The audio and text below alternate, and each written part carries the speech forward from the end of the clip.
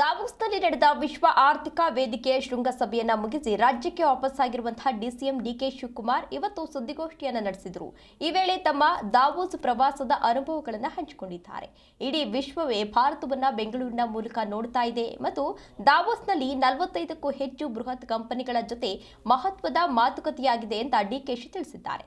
ಹಾಗಾದ್ರೆ ದಾವೋಸ್ ಪ್ರವಾಸದ ಬಗ್ಗೆ ಡಿಸಿಎಂ ಡಿಕೆ ಶಿವಕುಮಾರ್ ಇನ್ನು ಏನೆಲ್ಲ ಮಾತನಾಡಿದ್ದಾರೆ ಬನ್ನಿ ನೋಡ್ಕೊಂಡ್ರು. ಭಾರತವನ್ನ ಬೆಂಗಳೂರು ಮುಖಾಂತರ ನೋಡ್ತಾ ಇದ್ದನ್ನು ನಾನು ನೋಡಿದ್ದೇನೆ. The world leaders are seeing India through Bangalore. I was telling this statement earlier also.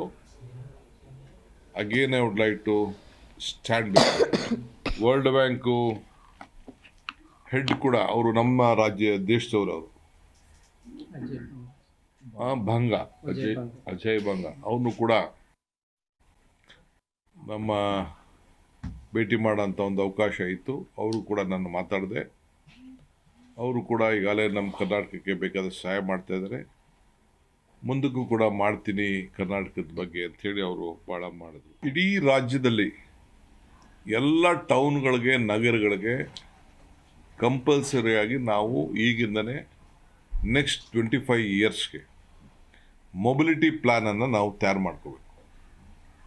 ಮಾಡಿ ಪ್ರತಿಯೊಂದು ಟೌನ್ಗಳಿಗೂ ಕೂಡ ಕಂಪಲ್ಸರಿ ಈಗಿಂದನೇ ನಾವು ರಿಂಗ್ ರೋಡ್ಗೆ ಪ್ಲ್ಯಾನ್ ಹಾಕ್ಕೊಳ್ಬೇಕು. ಏಕೆಂದರೆ ಟೈಮ್ ಈಸ್ ಮನಿ. ಟೈಮ್ ಯಾರು ವೇಸ್ಟ್ ಮಾಡ್ಕೊಳ್ಳೋಕ್ಕೆ ಇಷ್ಟ ಇಲ್ಲ.